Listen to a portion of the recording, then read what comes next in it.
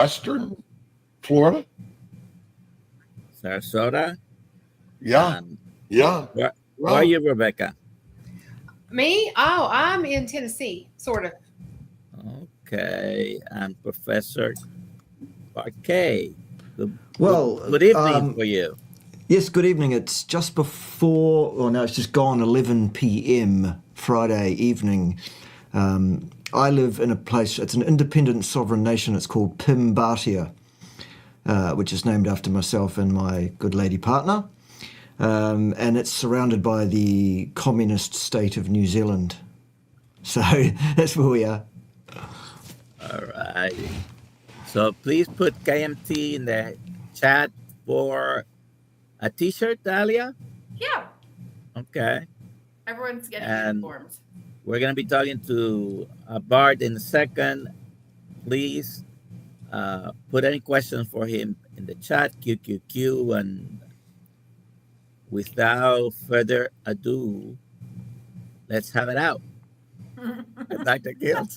Good morning, all, and thank you. I was worried Dr. Nelson wasn't making it, and truly, we managed to get the transmission out of the communist New Zealand airways, and Bartia is with us today, and welcome to Professor Bart. How are you this beautiful evening in paradise?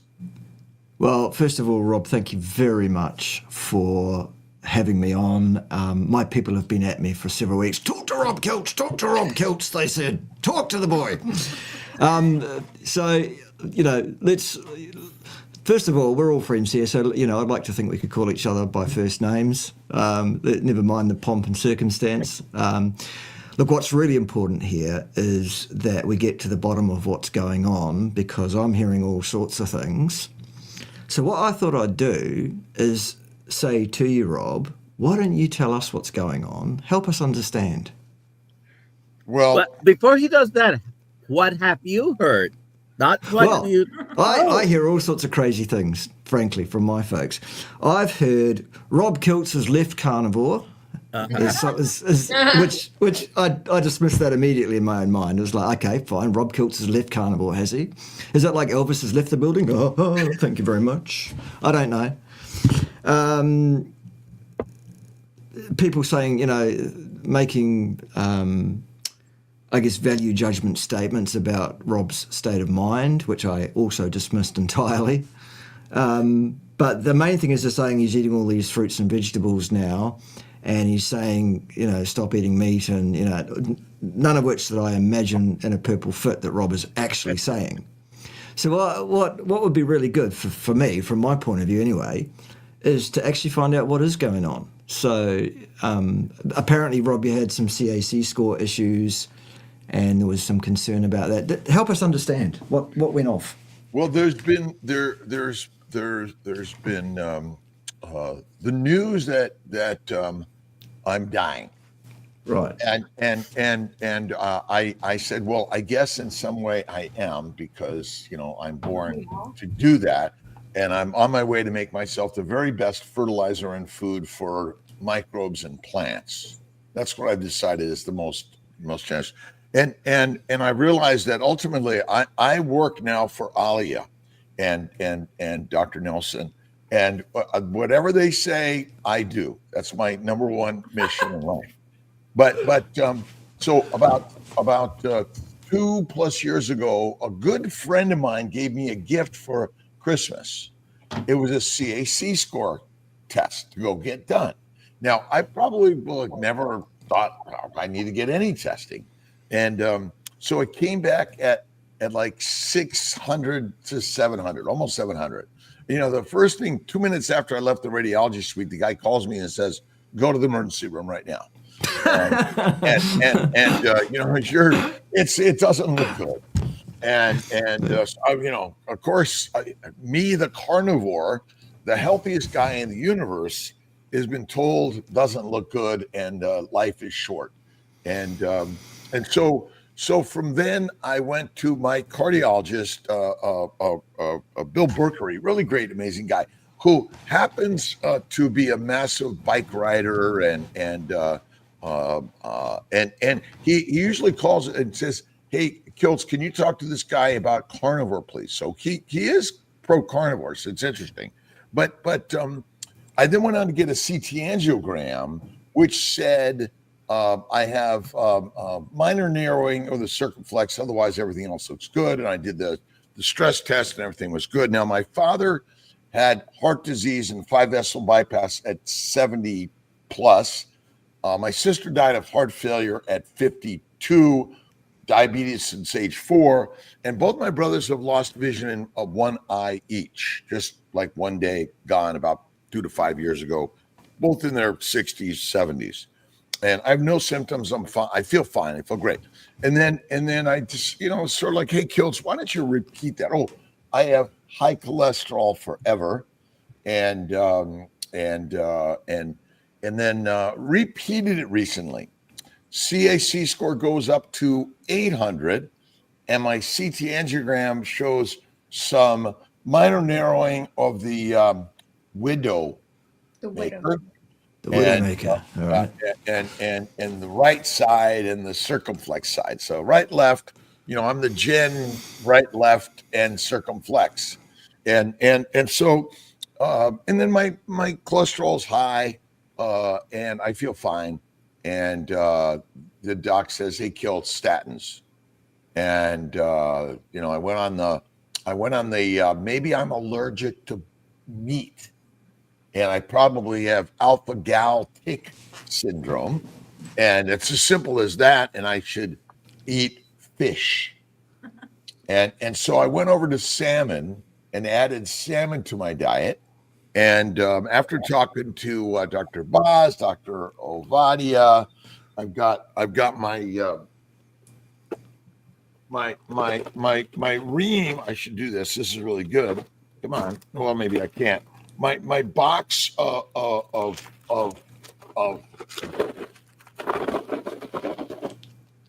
pills to take, which are supplements.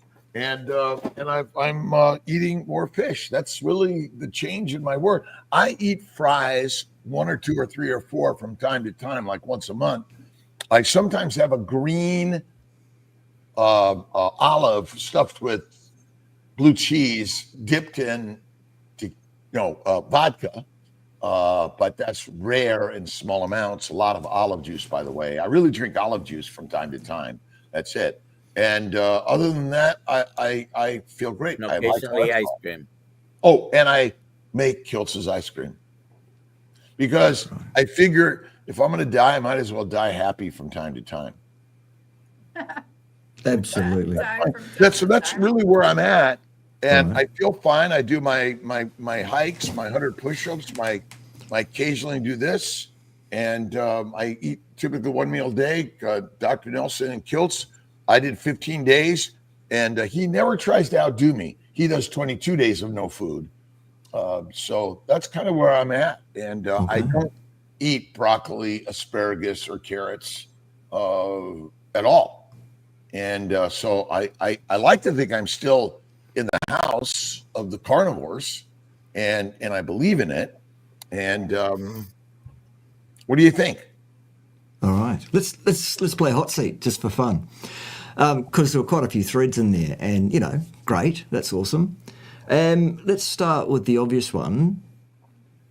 Rob, let me ask you directly: are you personally concerned at all about your cholesterol? I'm concerned that it's been ignored for too long, and it's lonely. But other than that, I embrace it. And no, I'm not. I have the high bad, the low good, and all those sort of things. And no, I'm not concerned. But it is interesting. I would say I got caught up a little bit in the toilet spin of like, oh my God, you've got this, and recognizing that I was like, well, wait a minute. You feel fine. Your grandmother smoked Pall Malls, drank Manhattans, and lived 104.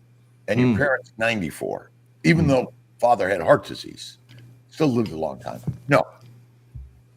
All right. Okay. So to ask an even more direct question than that, do you, Rob Kiltz, believe that LDL or cholesterol or ApoB or any subfraction of any of the lipoproteins play any causal role in atherogenesis at all? No. Good. Okay, so we're on the same page there. That's awesome. Next question. The two CAC tests separated by 2 years, one showing something like 700, one showing something like 800. Were they conducted at the same institution, on the same piece of kit, by the same manufacturer, using the same algorithm that works out the number, and interpreted by the same technician that gave you the result? I didn't recognize anyone or anything as being the same. It absolutely was way different. Okay, so how do you know your CAC has actually in reality changed at all? I have no. This is not a trick question. The answer is I don't. The I'll give you the answer. I have no idea. Right. No. Okay. So that's not really a concern either. If it had to come back 1400, 1500, then you might be worried. Maybe. Yeah, I don't worry. All of this is part of the fertilizer of fun in a sense. Sure. Or part of the conversation that I think is real, at least in like, oh my God, what does it all mean? Because even Kiltz is like, what? But again, I have to have something to talk about too. You bet. But no.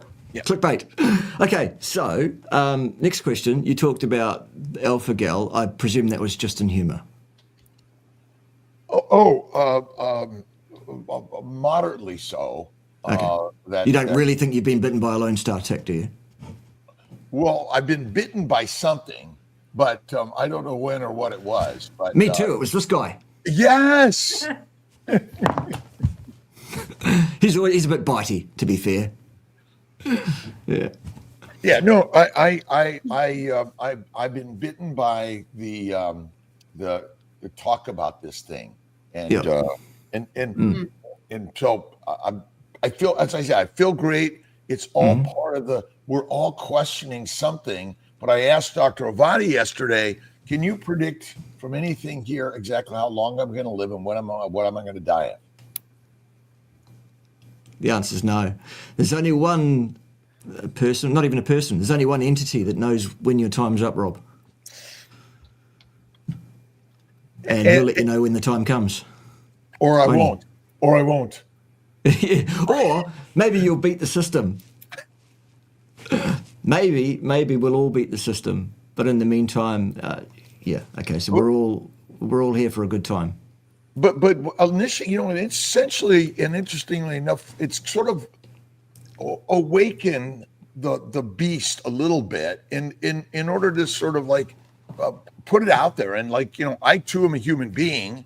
I too am getting all the tests and thinking and questioning and asking the question. I mean, this is why Professor Bart is here with us this morning, is because there's so much going on there. And have I left carnivore? Well, like I'm embracing it even more. And by the way, I went to an amazing 5 Michelin star restaurant in Lisbon, and there were plants, small amounts and some amount, and every dish I ate, and I ate the whole dish, and I didn't enter the next realm. Amazing. Am I still carnivore? Well, I mean, the actual definition of carnivore is any animal that eats any amount of other animals. And the definitions are all overlapping, because an omnivore, of course, is an animal that eats any amount of both animals and plants. A herbivore, or some people would say herbivore for some reason, I don't know why, is an animal that doesn't eat any animals. And in humans, they're referred to as vegans. So they all overlap. So, I mean, yes. At the end of the day, you can identify however you like, Rob. Ted identifies as a giant in the entertainment industry, you see, and his pronouns, therefore, are fee, fi, and fo, fum.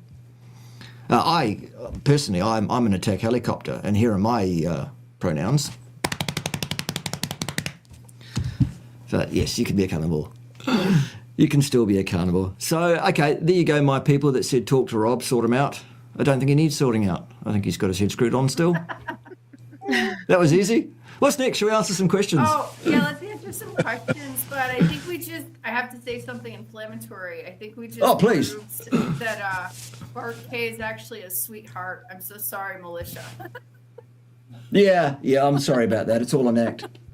It's for clicks, you see. We were playing in a funny game yesterday with a little white ball and a bunch of holes, and then a bunch of human beings that plod this ball all over the grass and in the sand and in the water, and one of my balls plopped about 10 feet away from a massive Dinosaur. true dinosaur carnivore, which was an alligator, and just like I can't tell you in the wild, and I guess I don't know, is the Ritz golf course the wild, or do they plop these things in the ponds and wind them up anyway? But true carnivore alligator. Would that be true, Professor? They've been in existence for how many millennia? Oh, since before the dinosaurs, isn't it? Oh, wow. Yeah, like they were here first. They defined dinosaur. Yeah. Alligators come from a line of ancient reptiles that are older than dinosaurs. They're not actually related to dinosaurs even, apparently. So, there you go. Here's the first question. Mm. Woohoo! Been waiting for this, Rex Man. No bath. I think it means bathrobe. I sometimes appear on my channel in a bathrobe saying, "Good morning, today I shall be mostly wearing this fluffy house coat." Okay. Yeah. So, are you feeling okay? You're not in uniform. Yeah, I'm fine. Yeah, I thought I'd better put my best foot forward. So I thought I'd get dressed. Since it's 11 p.m, I might as well be dressed by now. George, good enough. Prof, how many of the 2015 Rugby World Cup winning New Zealand All Blacks were carnivore? I can only answer that question for the 2011 All Blacks, with whom I was associated in a particular peripheral consultancy role. And for the 2011 All Blacks that won the World Cup, the answer would be 3 at that time. 3 of them were. There you go. Not bad. I need to pop this up. Juliet Eden's Wellness. Ovadio was awesome last night on our KMT Zoom call. Very informative. So, commercial break. We have awesome experts coming and speaking on Thursday nights. And if you would like to get access to that, please feel free to sign up for that level of the Kiltz Mighty Tribe. There you go. If you have any questions, email me. Dr. Kiltz. Professor Bart, are there any tests that we doctors, scientists can elicit from any human animal in order to give a prediction of how long they're going to live and what they're going to die of, and what drug or supplement they should be taking in order to extend or improve that? And maybe Coach Becca can also comment on that also. Right. My feeling is that the vast majority, perhaps 95% at a guess, of all labs taken by the allopathic medicinal community are absolutely unable to provide the information they are touted to be able to provide. Almost none of the standard tests, if not none of the standard tests, are able to give us any kind of prognostic guess on someone's likely lifespan, unless a result comes back so aberrant that the answer is, well, it's imminent, you're about to die. And certainly in terms of what someone is going to die of, well, you can't even trust a death certificate these days. No. People have Because been they write sent whatever to they the want to write morgue. on that, don't they? They've been sent to the morgue alive. Yeah, well, Yeah. that too. I mean, if you've got a doctor that can't tell whether you're still with us or not, I think it's time for a new one. I really do. Personally. Yeah. Well, this cholesterol conundrum of all of these, the testing. What's the test that you think I should have, doctor? Or they're recommending I should have? NMR. NMR. Is that going to clarify my problems any more than I have created already? I don't think you've got any problems. Oh, I do. Do you? I mean, not with your heart health. Weather, the weather, Yeah. my work, and my woman. Right. Yeah. Oh, Now, interesting. Men cannot live without women, by the way, and women all day long could live without men. And I fly airplanes, so the weather is an important thing. And ultimately, I must go to work. And who do I work with mostly women. in the fertility world? Women. Yeah. And it's all beautiful. And I all say this in jest, by the way, because truly, men are completely, excuse me, man, dumb. And I'll leave it at that. What's the name of your current country you live in, Professor? Bart is fine, Rob. Seriously. Yeah. Thank you, Bart. I appreciate it. Really, honestly, You know, we're friends here. It's Pim Bartia. Pen Because Bart. my partner is called Pim, P-I-M, and obviously we put Bartia on the end of that. The only thing that was like tenuous and all of that was that Ted was quite put out that he didn't get his name in the country title as well. So we had to make him Prince Regent of the realm or something just to keep him quiet, because otherwise, you can't do a thing with him otherwise. Pim Bartia. Yes, it's our independent sovereign nation. We've declared independence from the former New Zealand, now the communist state of Jabsindahardonistan. I have a very important question here. Okay. Bart K. Who is Yes. Bart K? I would like to know that ansser. Oh, You yeah. asked this question. No, it's just who is Bart Carey? Because on the intro to the it said Bart Carey is going to confront Rob Kiltz. Oh, I said, it well, did? I can't wait to Oh, see sweet, this. that's Who is great. this guy that's going to That's confront Rob hilarious. Kiltz? Yeah, you put Oh, Carrie. I put Carrie. Oh. Well, is my consumption of some fries? By the way, they're fried in duck grease and dipped in sour cream with salt, and they're extra crispy. Sounds nice. Having a few every few weeks, does that put me at risk of fertilizer sooner than later? Well, first of all, I would say that in that case, that kind of behaviour is certainly not acceptable, and you should hand in your carnival card immediately for it to be cancelled. You should also report to Ted for some administrative correction, I would say. It's just Ted waving, by the way. He's not doing anything else. He's just waving. But in terms of risk, let me be very, very clear. Seriously now, no more joking. There are no studies extant anywhere in the literature on this planet that can inform any given person on their risk of any heart health outcome as that relates to any aspect of nutritional practice of any kind whatsoever. And there never will be. It's unethical. We You can cannot end do this- experiments on human beings. We can end Ethics this committees right hate that. I know. Sorry, go. They do hate that. So the mythical Mediterranean diet Yeah, that so many people say, oh, that's the best diet there is. right. What do you think about that? There is no such thing as the Mediterranean diet. I was wondering about that because there's so many countries in the Mediterranean and they all eat relatively stuff. Yeah, Yeah. differently. So it's like the Mediterranean, like which Mediterranean are you talking? Within the Italian? same Are you talking country, Italian? Like, because I'm within the pretty same sure that country, you can have different ways of eating. Just all up a and few towns over. Yeah.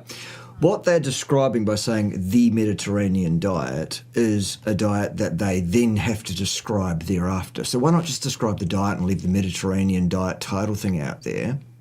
Just leave that off. Just say, we recommend a diet that is X, Y, and Z. And then if you're going to recommend the diet that they typically recommend as the Mediterranean diet, they're going to be wrong because that's not the ideal diet for a human being. But I will say that I tell people when they're like, what do I tell my doctors when I say that, I don't want to say I'm eating carnivore or ketogenic. And I'm like, tell them you're eating a modified Mediterranean diet and they will love you all. They won't even ask you what you're eating. Just say, I'm on a modified Mediterranean diet and they will praise you. That's it. Okay. Here's a question for everybody. Why, as the patient, why are you looking for the approval of your physician? Because in the United States, the physicians have more power than what you believe. Mm-hmm. Like demigods, sort of. Well, yeah, and I mean, maybe Dr. Nelson can talk to this, but they run in circles too, and they can be like, "Oh, you got that patient that I used to have? Yeah, they're a problem patient." And they can kick you out. They can actually fire patients. So you might have a doctor you've had for 20 years, and you're not doing exactly what they're saying, so they can fire you. I am always telling people to fire their doctors. Well, I fire doctors all the time. I'm always telling people they should fire their doctor. I've never fired a patient, and yet I've fired a doctor actually for not taking care of a patient because they were being that demagogue. I literally yesterday I almost did it again because I was like, we in the medical profession think we're something better. But we're just another human being, just like they are, and it is the propaganda that we've propagated is poop. And I actually learned carnivore from my patients and more, and we learn from them. And it's sort of like you have a psychotic patient, and you're going to kick them out because you're psychotic and you're a psychiatrist. I mean. It's sort of like that make any sense? That's what we're there for, right? No, well, I mean, and you guys know that I'm in school to become a nurse practitioner, and I find that the teaching, and this is because I've talked to medical professionals, the teaching is very different in the way that we approach patients, and we're supposed to be partnering and doing, patient-centered care and doing shared decision-making. And in our classes, they're like, hey, if your patient doesn't want to do something, that is their right. And you cannot, you have to respect that. If their decision is no, you document that the patient is declining at this time or whatever. And then still treat them like they're human beings. And that's what they're teaching us. But I'm like, what about the generation before me or the generation of professionals in the medical field before me? Because they don't. And I've had doctors berate me, so. But the problem, of course, if you're a physician, correct me if I'm wrong, those of you who actually are physicians in the US, is that if you don't get your patients on all the good stuffs, you don't get any of that stuff kicked back to you from the pharmaceutical companies. Is that right? Well, we don't get invited to the party. Oh, no, that's even worse. Yes. And we were, Dr. Nelson and I were at the American Society of Reproductive Medicine meeting. Great, amazing people from around the globe helping sponsor and support the mission. And the mission is more babies. Money. Oh. And they forgot about the real mission. It should be more babies, Alia. This should be the goal in fertility. Making more mommies. Absolutely. And I honor all of the people there. And I would say to you that most of the people there are really there for the mission. But unfortunately, but truly, the focus has been on profits over people. And we're hoping, and part of this is for all of us, we're all here for the same thing. And we're not trying to blow it up. We're trying to rebuild it in a way. and that's what I love about social media, because Becca, are you a coach? Me? Yeah. I'm a coach. Okay, and so as a coach online, are you discussing healthcare, medical advice, and ideas? You don't give medical advice, by the way. No. So, No. right. No, I don't either, by the way, on this platform, because Yeah. I too have a disclaimer on this platform. But our grandmother's grandmother, isn't that where? And maybe Bart, you could comment about that in some way. Is that we need to go get back to some more simplistic idea, rather than what was that thing you put out on the screen? That thing. Yep, it was a note, and now I have this European notes in my backpack, but I have no idea what to do with them now. This one's a greenback. You can send it on over. Yeah. Well, if the US government won't pay you guys, somebody's got to. Is You're there paid, it's fine. is there a Bartian note? We're working on it. We're working on a lot of stuff, Rob. Because what happened was a few months ago, we got a 1 in 200 year flood that came through and smashed us. Oh my gosh, it was so bad. I saw that. It was incredible. I've never seen anything bad. like it. Well, once in 200 years, of course, I've never seen anything like it. I'm not that old. And then 2 weeks later, the same again. The exact same level of, or slightly higher even than the second flood. So we've been chasing our tails trying to get because I'm a farmer now. Never mind, I used to be an academic. Somebody said, be a farmer, you'll love it. It'll be great, they said. So anyway, we bought a farm and we're ranching or trying to. And we've got some cows and some sheep and some goats and some ducks and some chickens. And it was idyllic at first, and then the floods came and smashed everything, and so we're starting to rebuild, and so we've been doing that pretty much. He said, be a fisherman. He brought the waters upon you. That's it. And Yes. so Bart is a fisherman. Yeah. Yes. There we go. Yes. I'm always trying to hook. I'm always trying to hook the next viewer.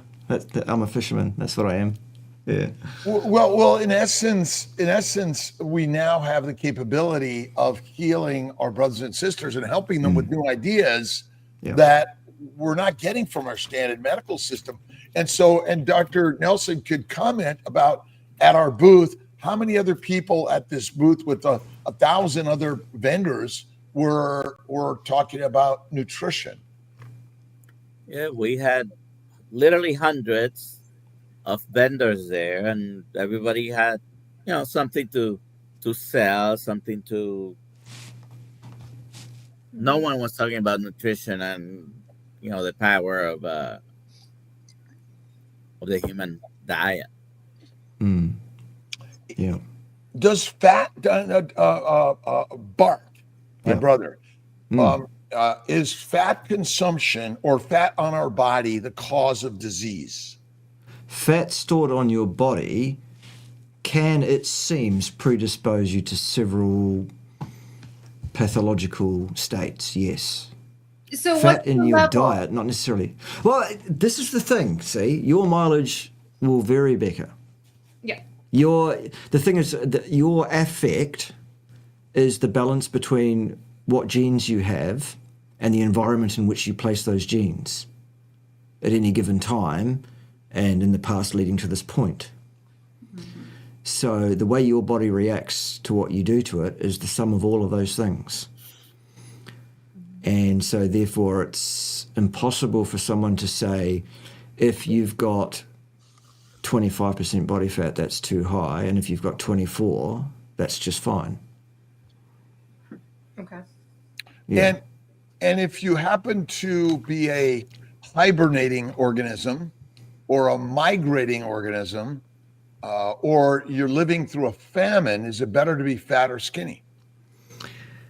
I would suggest that the best thing to be would be that you had enough resource stored to maintain an active, healthy lifestyle for the period of time that you need to do that for.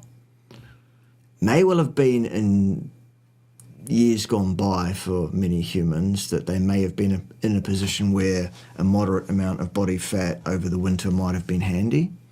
But I think those times are behind us, most of us humans. Okay, the Inuit, maybe they could still do with some. Not sure. But I would suggest that any given person living in the Western world is probably, given that any one of us can go down to the nearest corner store pretty much any time, although for me that's an hour's drive because I'm rural now, but I could still do that 24/7 and go and get a fix of whatever I need if I really needed it that much. Yet after a massive flood and this massive conundrum of the world a few years ago, which could happen and shut down our availability of food, this is where God may be saying the obese people are going to take over the world.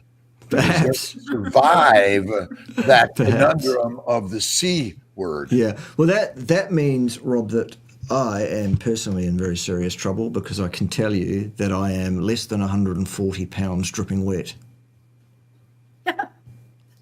With your clothes on? No. Oh, okay. Dripping wet. How tall are you, Bart? I'm 5'6". We're the same you height. think We're tall. We're the tallest men in the world. 5'6". That's right. Yeah. you're about the same. You're about the same height and size as my husband. Like Right. he's just under 5'7", and when he left for this deployment, he was like 148. Right. Okay. Cool. Let's do some questions. And Yeah, why bald. not? Haha. Jonathan, how are you, mate? It's Good to see you. Jonathan's idea that you're here this morning. So thank you, Jonathan. Thank you for that idea. Thanks, Jonathan. Fatty food. Where does the info fat we eat turns into sugar come from? My homeopath told me this recently. If you intake fat that is in excess of your needs at that time for oxidation of that fat to produce ATP, then that fat can go back to the liver and go through a process called de novo gluconeogenesis. Really? Mostly it's the glycerol backbones that can be transmuted by gluconeogenesis, not the actual fatty acids themselves. So it's kind of a conditionally correct statement. So I have a question for you then. Just a little bit of physiology.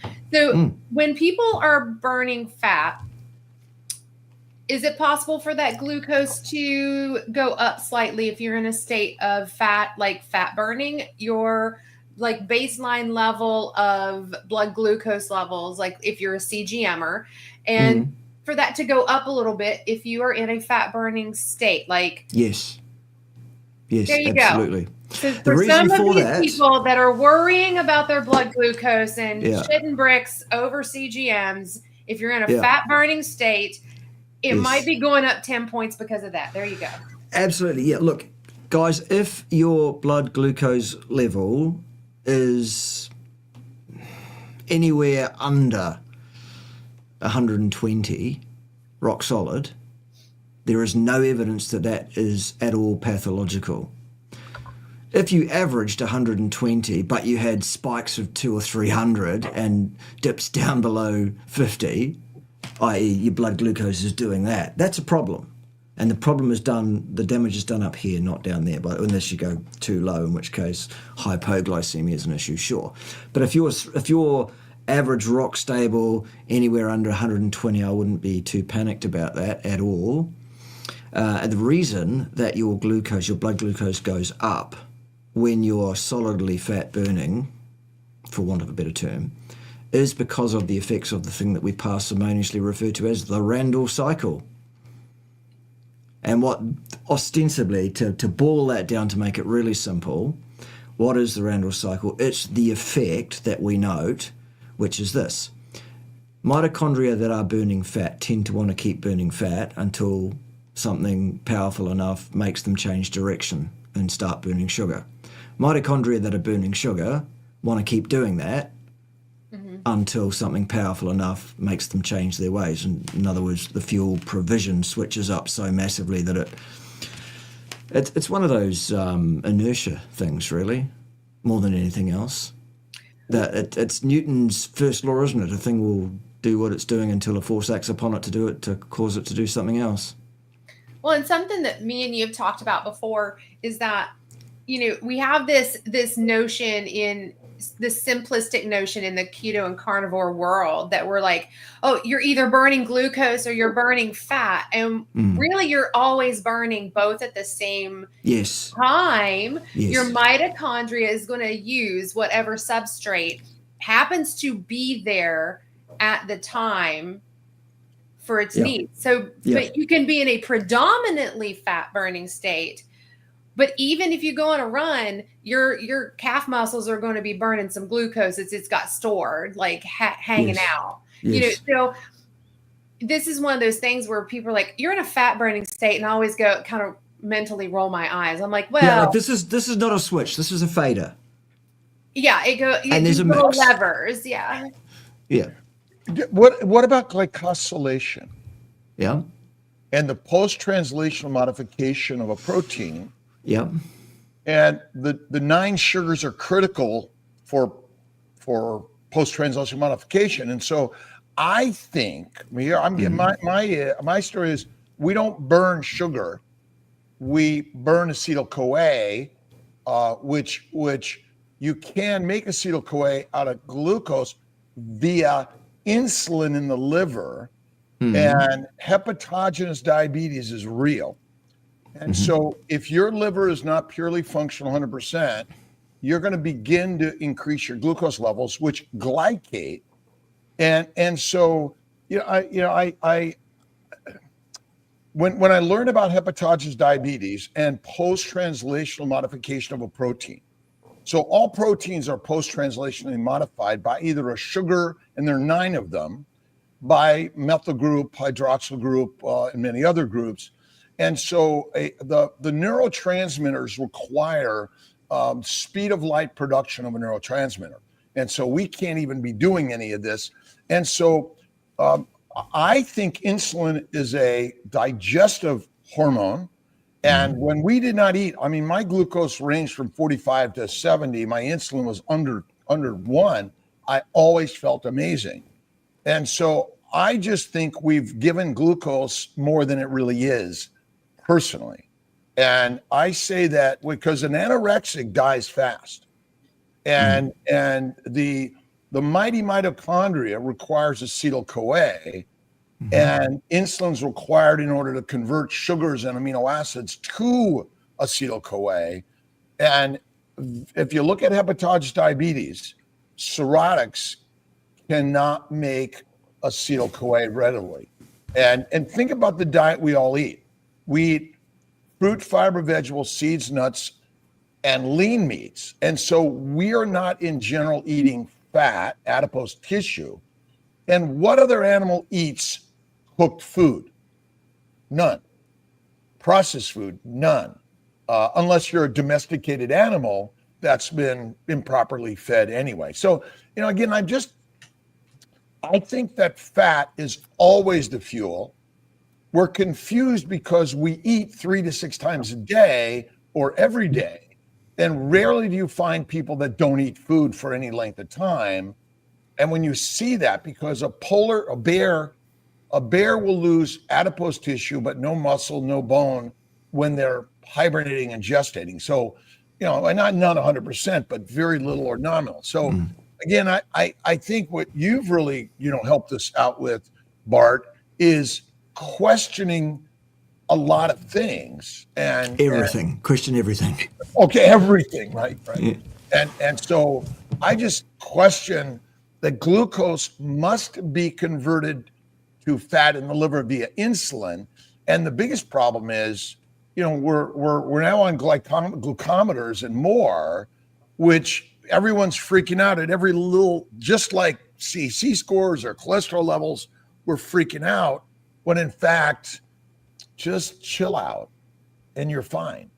And without fat, you're dead. Anorexics are like bad shape Right. Look up hepatitis. I mean, really, hepatitis diabetes is real.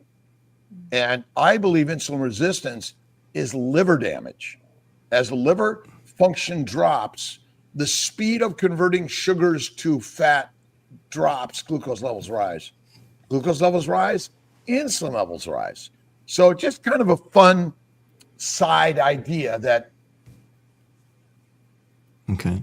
That's not mutually exclusive with the known mechanism by which the thing that people refer to as insulin resistance manifests, that being, once again, the effects of the thing that we parsimoniously refer to as the Randall cycle. I want to be really clear about this for those that haven't heard me speak before, which shouldn't be any of you, but apparently it is. Insulin resistance is a construct, not a physiological state. Please give me the name of a company that you can go and buy an insulin resistance meter from that you can test on your patients. And it's subjective too. And the term burning Yeah, that's is parsimonious also at best another too. construct, right? Yeah. And you can eat plants and animals or either, and you can be alive. Sure. Now, what poisons come in ribeye steak and is it plants are really more poisonous than meat anyway? I think so, yes. I think it's very clear in my mind that plants are vastly more toxic to humans than meat is, that being meat in its relatively natural form, which, Rob, includes cooked meat. We've been cooking our meat for 1 million years. So, that's now something that's naturally ingrained in our genome. I don't accept for a second that there is a problem with cooking meat. I mean, I have been largely carnivore for well over 12 years now, and I've eaten very little completely raw meat in that time, very little. Mostly because I actually don't enjoy it. I don't like it. It doesn't appeal to me. I at least have it seared, and sometimes I have it well done. I know, hand my card in. But it's not a problem. There are no issues with that in terms of my affect, my health, N equals 1. That's my experience. Look at Pottinger's, Price Pottinger, and just look at Pottinger's work on cats. Yeah, on cats, Rob. Yeah, yes, yeah. on cats. We're not cats. Right. It's. I sort of equate it to taking the lumber to build your house and burning it first. There may be, and I guess I agree with you that we are not cats. But it may be for some people. One of the problems with cooking meat is you render the fat, and so many people may be over rendering and eliminating the fat on their meat.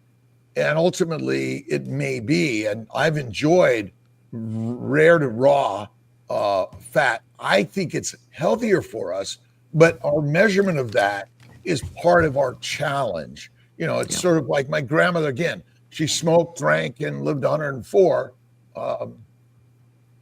That's my diet.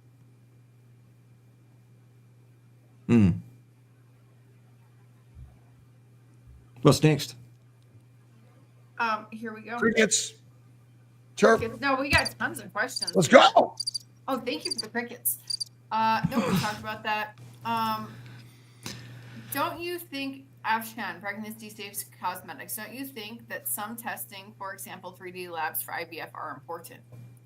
It depends on what your goals are, what outcomes you're looking for as to whether you need to get testing. If you want advice on the likelihood of you falling pregnant, then absolutely you talk to someone like Dr. Rob Kiltz, whose speciality is absolutely that.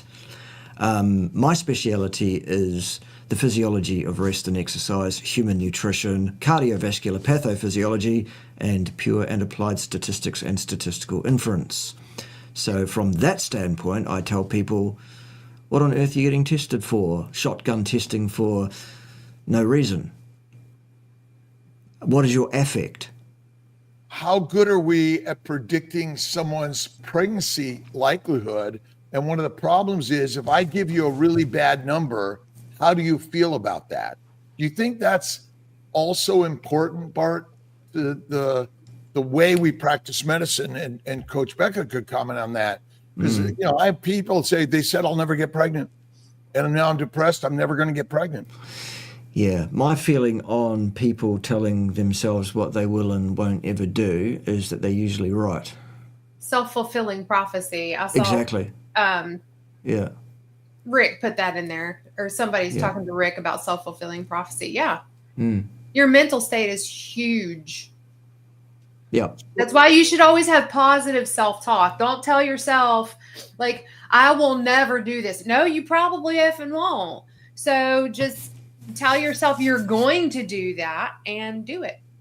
Mm. Yeah. Very good. Someone would like to know, Drew, did Dr. Kiltz add back carbs into his diet? You There we must be go. late to the show. Did you add a bunch of carbs back in, Rob, or what's the story? Yes, I did, but they were processed through a fish or a cow. Right. Okay. Okay. So just remind us, what is the exact dietary requirement for exogenous carbohydrates in human beings, Rob? Well, the exact requirement of eating a plant, which we're talking about as a carbohydrate, is 0. Right. That's the answer I'm looking for. Very good.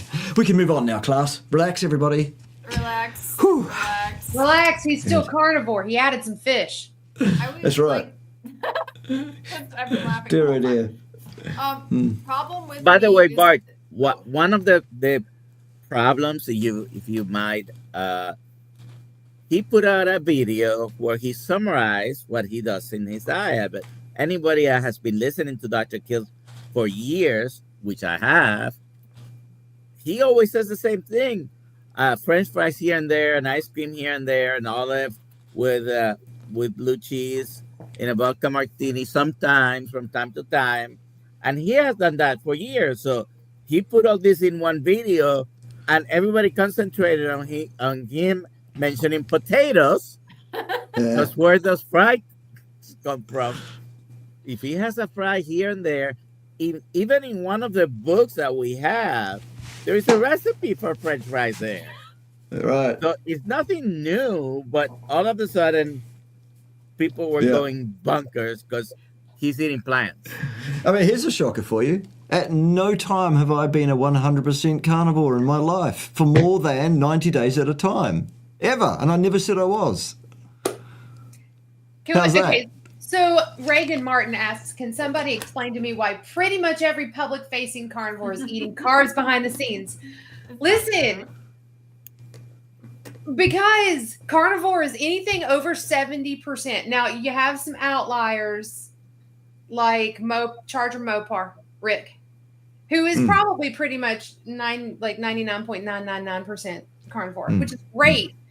But it's not that one bite of something that's going to kill you, people. Are there sugars in animal cells? Yes. Darn. Yes, there are. Darn. Wow, so Wait a minute. damn carbs. I can't get away from them in my beef. They're essential to human life because you eat them in everything you eat. Every microbe, every plant, every animal contains a glycocalyx. So I'm sorry, you're eating sugar, my friends. Yep. And hey, I'm not a pure carnivore. I'm not a purist. I know. I like zucchini every now and then because I actually freaking like it. So Right. How- I think how you do better you eat report it? to Ted. Report to Ted after class. How do you eat your zucchini? So I slice it thin and saute it with a lot of bacon grease and a lot of butter and some salt and garlic because it's tasty. And I Right. do it maybe 3 times a month because I like it. So You could saute wood chips in the same thing and it'd be good. I don't know, maybe. I haven't tried it. How many calories are there in a wood chip? I don't Could a know. wood chip. But well, you got to think about people eat bamboo shoots. Isn't that technically sort of like calories wood as chips? in Grass. zucchini. It Yeah. all depends on how much you can extract from that wood, actually. Right. Well, I'd go a step further than that, and I would remind folks that the exact capacity to consume calories is none. None at all. Not one ever. Yes. Calories are heat energy specifically. They are defined as such. They are manifest as such. Their actual manifestation in our so-called objective reality, if such a thing exists, is that they manifest as photons, which are the force boson for the kinetic force of heat. They have zero rest mass, which means, ergo, they do not interact with the Higgs field, which a ramification of that, which is known to every basic physicist, is that they cannot be brought to rest in any inertial frame. Ergo, you cannot eat calories. There you go. Just physics, just the facts. Sorry about those. I know. I wish we had a better system for measuring stuff. We do. It's like It's called grams of carbs, grams of fat, grams of protein. I know, but I'm going to try to be really nice when I say this. People do not understand that construct. When I try to coach people, we've been so beat over the head with calorie that trying to get people like, no, I need you to try to do this many grams of protein and, this many grams of fat, keep your carbs under this much. People just don't, it's hard for them. That is really, really hard for people.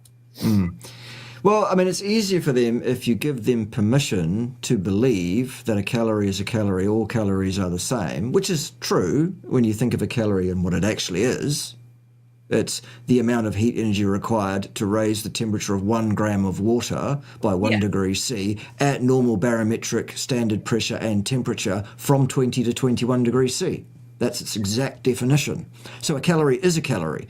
But if you tell a person that it doesn't matter how it's made up so long as they stay under a certain number of these so-called mythical calories that they can't consume anyway, you're not doing them any favours.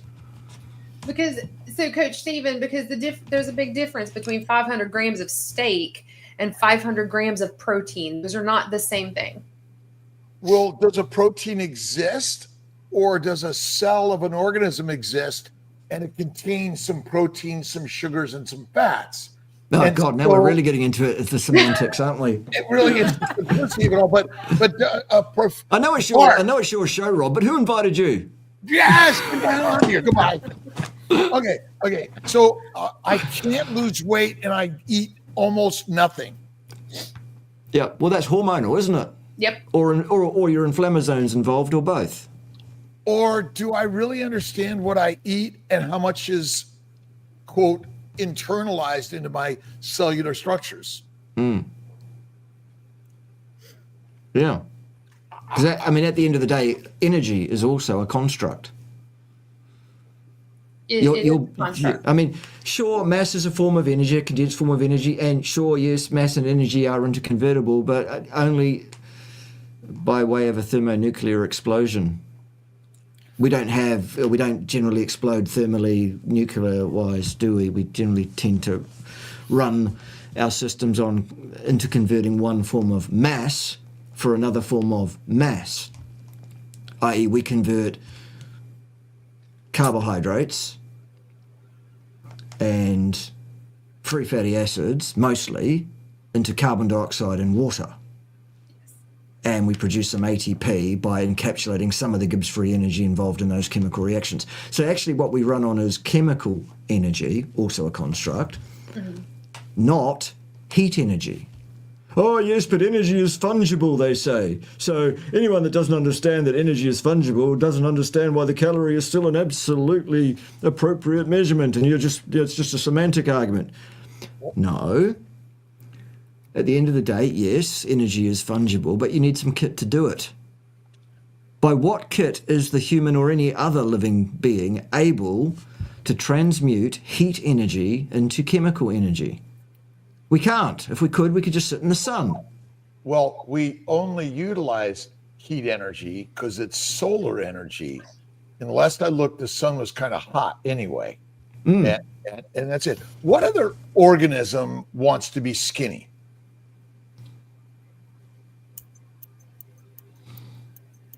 Crickets. Maybe they want to be skinny. Crickets do not want to be eaten by you either, bigots. Don't eat the bugs. Crickets have rights too. When I'm riding my bike, I seem to be eating a lot of bugs. Yeah.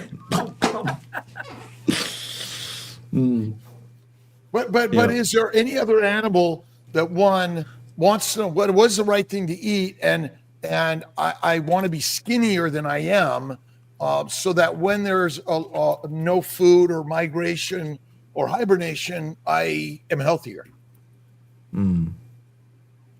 Yeah.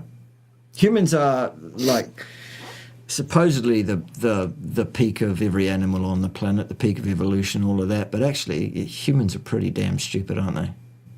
Yeah. And some more so than others. Yeah. Some of them hold PhDs. Gender-wise, one gender is smarter than the other. Well, I'm absolutely on board with that. Christine has a funny one. What animals want to fast for days by choice? A sick animal, Yeah. an animal that's unwell, will do that.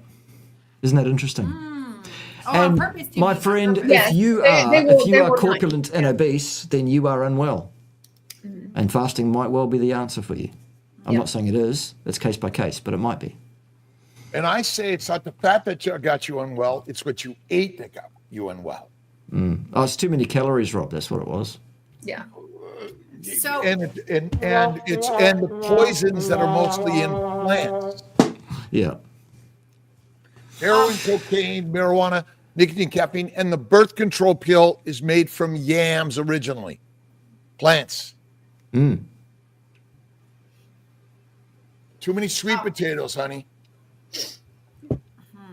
Man, Oh, yeah. woman. we are at 1 hour and 2 minutes. We have 12 questions, and we haven't done the giveaway. Should we at least just do the giveaway? Let's do the Do the giveaway. We got Mitch on, and Right now. and what are the? Do you see any like really revolutionary questions that if we toss Bart out without that question, we've missed the point? Becca, you see anything out there? I have like here, was Tarzan a carnivore? Sorry. Okay. There are questions here, but Bart, you'll have to come back. I'd love to. Look, anytime and twice on Sundays. Yeah. Please. Yeah. Bacon Girl Almost, 51. almost. Woo! You want a t-shirt? Please email me, alia@drkiltz.com, and you will get your t-shirt. I need your shirt size and address and real name if it is not Bacon Girl. Bart, are you going to be in Australia at the meetup this coming year? And where can we go to personally meet Bart? Right. Well, we were supposed to meet personally face to face last year, Rob, but it didn't happen due to circumstances beyond my control, unfortunately. Sadly, I had to miss that particular event. As it stands, there's no plans for me to travel anywhere outside of the independent sovereign nation of Pimbatia for quite some time. Her Majesty Pim, Queen of Pirates and Queen of all Pimbatia, has me fully. My detail has been mapped out well ahead. I've got things to do and stuffs and whatever. People that want to meet me personally face to face can come to Pimbatia and we'll put you up and feed you. And all you need to do is just pitch in a bit on the farm, really. And that's voluntary because we're not going to employ anybody because then we have to tell the IRS about it, the New Zealand IRS, and we don't want to do that. So anyone that's, of sound mind and sound body and all of that wants to come and pitch in a bit and help out, absolutely would love to host you. If you want to just have Zoom meetings with me, you can join my Patreon at the discussions tier. I call it discussions tier, but it's just consultancy. And it's your coin, so you can talk to me about anything you like, really, during those periods of time. The best place to find me otherwise is to go to my YouTube channel, which is at Bart-KAY. There you go. Awesome. So it's not Bart Cart. I tried to change the title and it turned into from Bart K to Bart Cart. Oh, well, there it is. You can't win. Fix it later. No, I Oh, can't good. win on this one. Go kart. A pleasure as ever, everybody. Good to see you all. Behave yourselves. Don't do anything I would, otherwise I'll have to send Ted round. Uh-oh. Thank You you don't for want being that. Bye, here, Bart. everybody. My pleasure. Thank you. All Bye right. all. Thank you, Bart.